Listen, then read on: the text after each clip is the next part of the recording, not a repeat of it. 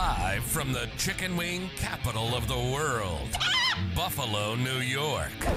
You're listening to the Child Care Bridge Podcast, your source for the best tips, tools, and tactics on how to market and grow your child care center, ensuring total domination. Total domination.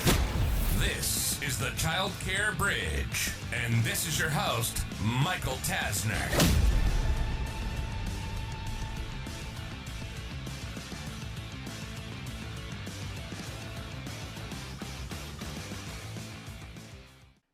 Hey there, and welcome to this week's episode of the Child Care Bridge. Today's topic is going to be a bit different from a lot of the topics that I've been covering over the last couple of months. Today's topic is really about painting a possibility of how far you can actually go in this industry. So a lot of people are looking at things right now. So they're capturing a moment in time and they're saying the economy is challenging, hiring is challenging, cash flow is tight, employees are wanting more money, there's less profit. So they're seeing all the problems. They're seeing all the challenges. And I've given you a lot of really good content around mitigating a lot of those. But in today's episode, I wanted to talk more to the center that is heavily growth-minded and has a vision that kind of casts a much, much wider net. Now, that doesn't mean to say that if you only want to have a one-location center and to make an impact and operate profitably, that's a bad thing. We work with hundreds of center owners that have one or two locations. But I wanted to kind of talk through in a more general sense of what are some of the other centers that we've worked with accomplished. And I want to talk through some of the high-level dollars. I want to talk through some of the high-level impacts and just kind of share a bit more about what could you actually achieve. And the reason that I wanted to do this is that when I've looked at not only the content that I've been putting out, but most of the content in the industry is focused on the negative. It's all of the problems. So there's several Facebook groups. I have a Facebook group. There's dozens of others for childcare owners, directors, etc. And I go on these often because I want to see what people are asking outside of the centers that we're working with. And what I've realized is that the centers that we're working with have a very, very different mindset than people that we're not working with. And what I mean by that is they didn't just magically change their mindset and their thinking overnight, but we had to kind of indoctrinate them, so to speak, to show them that there is a better way, that there is a lot of money to be made in this industry, that there are a lot of opportunities that are literally sitting in front of them. And I've said a few times on different episodes that, in my opinion, right now is the best time to be in this industry. This is where more millionaires and multimillionaires are going to be made over the next 2 to 3 years in this industry than there has been probably in 15 or 20 years. There's so much opportunity that's in front of you. So let's take a step back, and I want to role play and kind of give you some different scenarios. So let's say, and I'll go way, way back, you've got a home center, and you've got capacity for, let's say, 10, and you're chugging along, and I, with everything, love to use simple math. So let's say it's $1,000 a month, you got $10K a month coming in, and you've got some ebbs and flows here and there, but you've got a little bit of a business. After some expenses and such, maybe you end up netting to yourself 50 grand. So you've got a moderately paying job. The downside of that model is that it's not scalable unless you do one of two things. Number one, you're not having to provide the care. So you have somebody else that's actually doing it. And you're maybe having to now work 5 or 10 hours a week versus 50. That's one option. The downside to that option is that at those numbers that you're at, it's really not overly exciting. You're going to largely be shifting most of that money to pay for and to acquire a staff member. Okay, great. So, Michael, that's not overly scalable. What else could you do if you stayed in this frame of having a home center? You could acquire other people's home centers. You could look at opening up additional home centers and even be renting out part of the house. So there's several people that we've worked with that they have 3, 4, 5, 6 locations that are all home-based centers. And then that model starts to scale where you're getting residuals from each of those locations. Have I seen a home-based center that has 100 locations and is making $1 million a year net to themselves? Not even close. So more often than not, what ends up happening is you kind of become successful as a home-based center, but you outgrow it and you start to really work up some demand so that when you then move into a physical location, you have some demand of some people that are going to follow you so that you're not getting into that crunch that a lot of people end up having where you open up and then, holy crap, you've got $20,000 a month of expenses, where in the past you had $5,000 a month of expenses. So you're able to offset a lot of that and kind of really start off on the right foot. And if you start to follow that plan, you went from home-based center to having a physical center, where do you go from there? And that is really where I wanted to focus the conversation today. What I am suggesting you start to look at is how can you start to build up your brand? How can you become the local go-to childcare facility, childcare academy, preschool, daycare, whatever phrase you're using with your individual center in your community, so that you can start to open up more locations and or you can go in and acquire other centers, put your brand on it, and then to be able to start to, I wouldn't say quickly, but you can start to then fill location B, location C, location D. And this is where the centers that we're working with are really excited about the opportunity right now. A lot of people are throwing in the towel right now saying, we just can't do it anymore. Things have changed so much. The money's not there. So if you have more of the mindset of an owner operator rather than having to be in the mindset of working the center all day, every day, for example, and thinking that you're going to have to be in the classrooms every single day. If you can start to expand your vision a bit and say, well, what if instead of one location with 70 enrollments, we had a goal of having 10 locations and 1,000 enrollments? There's a really great book. I highly suggest you read it or listen to it on Audible. 10x is easier than 2x.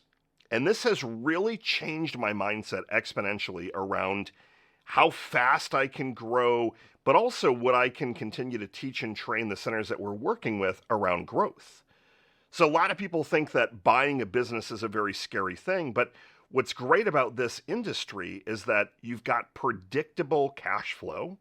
So getting funding from the SBA, getting funding from various banks, getting funding from seller financing is much easier in this industry than it is from almost any other industry on the planet.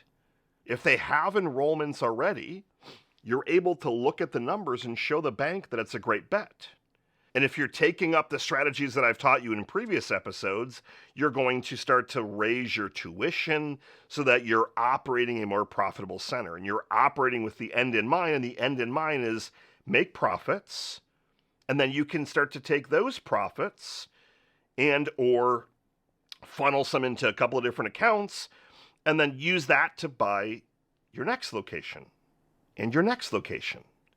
So if you were sitting looking and saying, well, I've got the greatest curriculum, we've got some of the best teachers, we've done some really amazing things at our location, I'm pushing back and challenging you to say, great, is that it? Is that all you're capable of? And there's a very big difference between being capable and right now wanting it. A lot of people are like, well, I don't want the hassle. The reason that you don't want the hassle is because you haven't started to expand your mindset and to know there is a better way. There's a better way to have key performance indicators coming to you on a daily basis so you know all of your key metrics. There's a better way to have staff that operate without you having to be there 24/7. And that's going through meeting rhythms and meeting cadences. And when you have these systems in place, your mindset can start to expand and say, well, geez, I thought I only wanted one location and we're making a really great impact. I'm making some pretty good money. But what if I had 10 locations over the next 3 years? And your goal, instead of just being to make decent money, was to 10x over a year, 2 years, 3 years. It doesn't have to be 10 years out. We have centers that we've worked with and that we're currently working with that have went from 2 locations to 6 locations over the course of 12 months. So they've acquired 4 more locations. And then we had several of them that have acquired an additional 2, 3, 4, 5 locations over the next 12 months. So they've went from 2 to 8 or 2 to 10 locations literally in a 24-month span. Think about that math. So if you had 2 locations, you're operating well, you're making, let's call it $150,000, $200,000 to your bottom line. We can circle back to that net profit number in just a minute. But what if you 10x'd that? What if you could actually have $1 million to your bottom line? $2 million? $3 million? It's about thinking bigger. And that is all possible in this industry right now. All possible. But to start to get there is all about reframing your mindset to know that there is a better way, and it's going to require some pivots personally and professionally. The only way that you can then start to get to those next levels is you kind of have to kill off the current version of you, and then you expand to the next version and kill that version off and expand and expand. And when you start to see that happen right in front of you, that's when the magic starts to happen. The average center owner that we're working with has 5 locations and typically net. So after all of the various expenses, right before taxes, so net before taxes, is ranging from $500,000 to $850,000 a year. Now, the other beautiful thing is that about 60% of our centers own or are paying off the buildings that they own. So the other beautiful thing with this industry is that if you were to walk in and you're not leasing everything, you're actually starting to pay down on buildings that you own. You're building immense assets that have millions and millions of dollars waiting for you at a final payday whenever you're ready. So not only could you go from making $100,000 a year right before taxes to $500,000, $800,000, even $1 million. But it starts with looking at where you are and starting to say, well, what if I were to start to think bigger?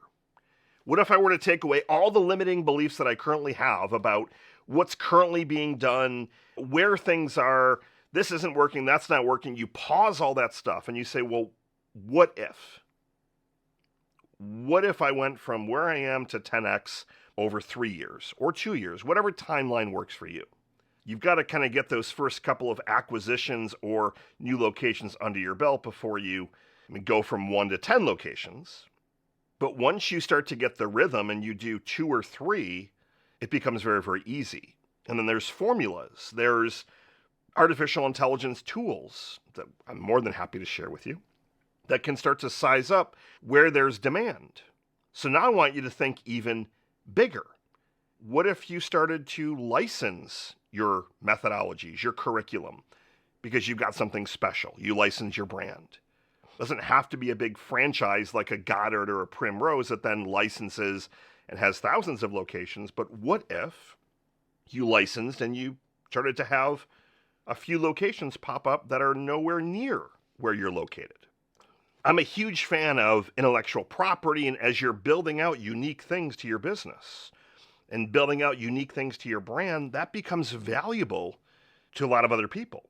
Extremely, extremely valuable. So now all of a sudden you're building out your empire of locations, and then you're licensing and you're getting royalties and or different payments on additional locations. There's so much opportunity. Now check this out. A lot of our center owners are then going into similar businesses knowing that they already have the audience. So if you already have the childcare business and you go from one location to 3 or to 5, what if you had a dance studio? What if you had a gymnastics studio? What if you added a trampoline park?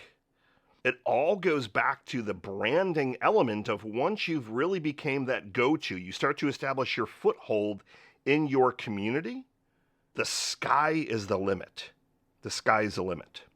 So all that I wanted to do today was start to expand your mind, to start to show you what's possible.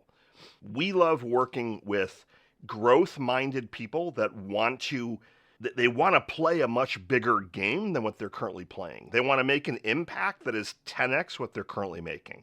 They want to make 10x the money that they're currently making. That's who I really get excited about.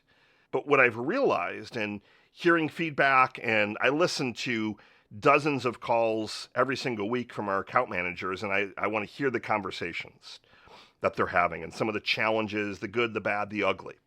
I've realized that we need to continue to work on our mindset to know that so much is possible within this industry, but we have to start to envision it in our minds and then start to look at, great, well, what's step number 1?